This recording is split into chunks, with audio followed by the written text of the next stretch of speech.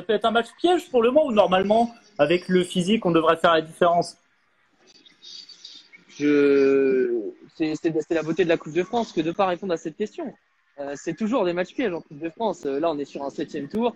On a fait des reportages des 7e tours, c'est toujours compliqué. Ça peut se finir par un 1-0. Ça peut se finir. En fait, l'enjeu, ce sera d'ouvrir le score le plus rapidement possible pour mettre en danger cette équipe de Châteaubriand. Si à la mi-temps, il y avait 0-0, je serais plutôt inquiet pour le Monaco.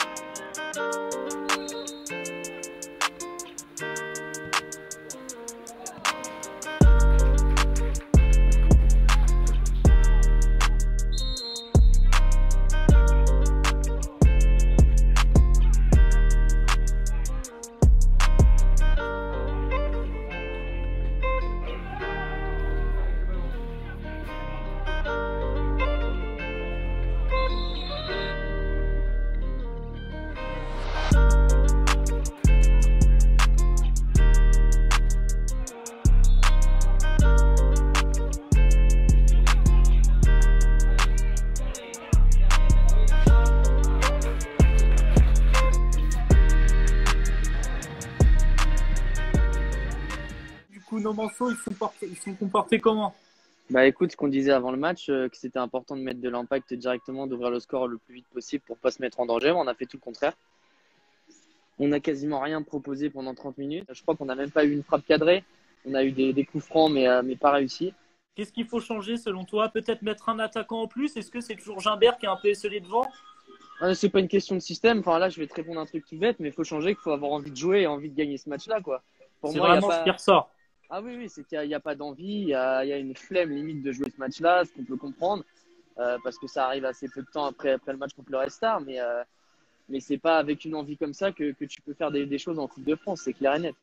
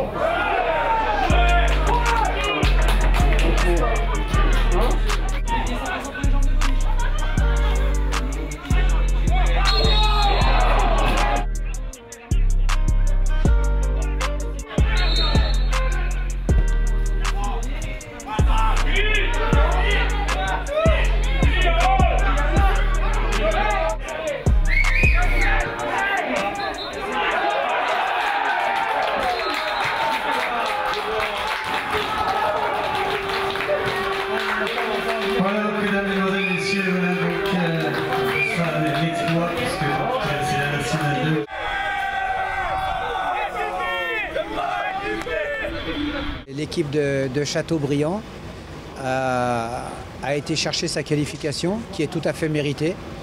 Le match du samedi après-midi 14h, le temps de coupe, et une équipe qui était prête au combat, et l'équipe du Mans qui n'était pas prête au combat, voilà, tout simplement. Donc on s'est fait manger dans l'envie et dans les duels.